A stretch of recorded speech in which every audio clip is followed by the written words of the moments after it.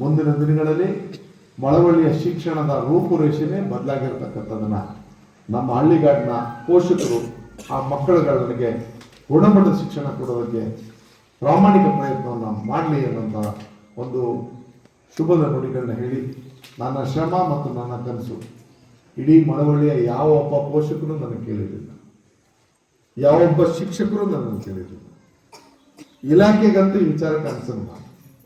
ಆದರೆ ಇದನ್ನು ನಾನೇ ರೂಢಿಸ್ಕೊಂಡು ಹೊಸ ರೂಪವನ್ನು ಕೊಟ್ಟು ಆ ಕನಸನ್ನು ನನಸು ಮಾಡಿಬಿಟ್ಟು ಮಾತಾಡಕ್ಕೆ ಶುರು ಮಾಡಿದ್ದೀನಿ.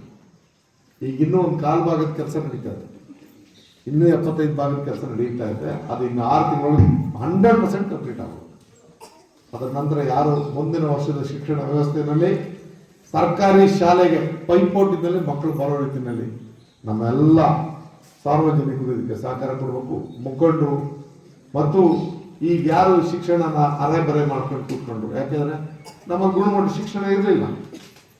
ಅರೆಬರೆ ಮಾತಾಡ್ಕೊಂಡು ಈಗ ನಮ್ಮಂತ ರಾಜಕಾರಣಿಗಳು ಚುನಾವಣೆ ಈಗ ಬಂದು ಎಲ್ಲೋಗಿದ್ದೆ 50 ಗಂಟೆ ಅಂತಾರೆ, ಇವನೇ ರೇಗಿಸ್ತಾನೆ ನನ್ನ. ಇನ್ನು ಬೇರೆಯವ್ರು ಬಿಟ್ರೆ ಅರ್ಧ ಬರ್ದ ವಿದ್ಯೆ ಕಲ್ತಿರೋರು ಹಾಕೊಂಡು ತೀಡ್ತಾರೆ. ನಮ್ಮ ಯಾಕೆ ಇದಾಗ್ತಾ ಇದೆ?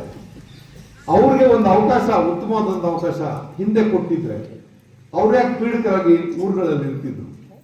ಇವ್ರು ತಂದೆ ತಾಯಿ ಕಾಟ ಕೊಡ್ತಿದ್ರು, ಪಾಪ ಅವ್ರಿಗೆ ಬದುಕು ರೂಪಿಸಕ್ ಆಗ್ತಾ ಇಲ್ಲ.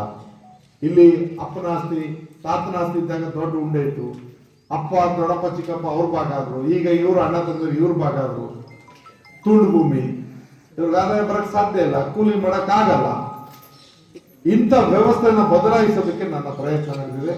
ದಯಮಾಡಿ ಎಲ್ಲರೂ ಅರ್ಥೈಸ್ಕೊಂಡು ಈ ವಿಚಾರದಲ್ಲಿ ನೀವೆಲ್ಲರೂ ಒಗ್ಗೂಡಿ ಅರ್ಥೈಸ್ಕೊಂಡು, ನಮ್ಗಂತೂ ಕತ್ಲೆ ಬದುಕು ಬಂತು, ಅರೆ ವಿದ್ಯೆ ಬಂತು, ನಮ್ಮ ಮಕ್ಕಳಾರು ದೊಡ್ಡವರಾಗ್ಲಪ್ಪ, ವಿದ್ಯಾವಂತರಾಗ್ಲಿ ಅನ್ನೋಂಥ ಪ್ರಯತ್ನ ನೀವು ಮಾಡಬೇಕು ಅನ್ನೋಂಥ ಕಳಕಳಿಯ ಮನವಿಯನ್ನು ನೀವು ಮಾಡಿ ನನ್ನ ಮಾತಿಗೆ ವಿರಾಮ ಹೇಳ್ತೀನಿ. ಎಲ್ರಿಗೂ ಧನ್ಯವಾದ.